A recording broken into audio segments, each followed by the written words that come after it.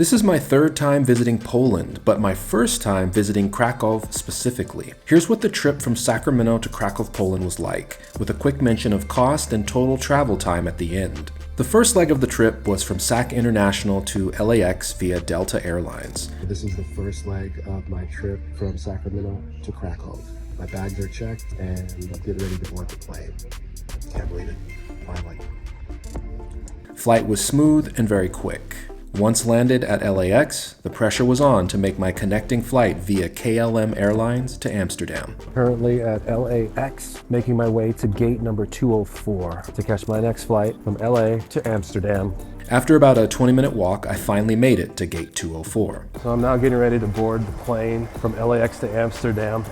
I'm literally the last person to make it on the flight. Luckily, this was because they were running early and my connecting flight from Sacramento ended up just a tad bit behind schedule.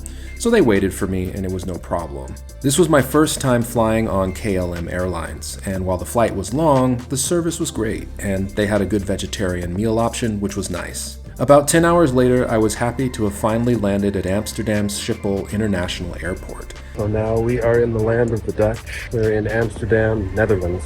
After a pretty smooth transition through passport control and then finding my next flight gate, I hopped on a shuttle to the final leg of the trip, Amsterdam to Krakow, via KLM City Hopper. This was another quick flight, less than a couple hours. Once in Krakow, we did hit a minor bump though.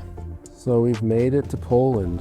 We're now at the Krakow airport. The only challenge that we have to deal with now is the fact that my luggage didn't come up on the carousel with everyone else. As you can see, it's stopped and everybody's gone now. And so I have to now find out what happened to my checked luggage. So I filled out a missing luggage report and then proceeded to look for an Uber. After only about 10 minutes, I got an Uber and began heading to the Airbnb. All in all, this trip was about $800 including tax and the extra baggage fees. However, because my luggage was delayed and one of my suitcases ended up damaged, I would later be sent baggage compensation reimbursement money by the airline, which helped offset the extra baggage fees. So it all worked out in the end.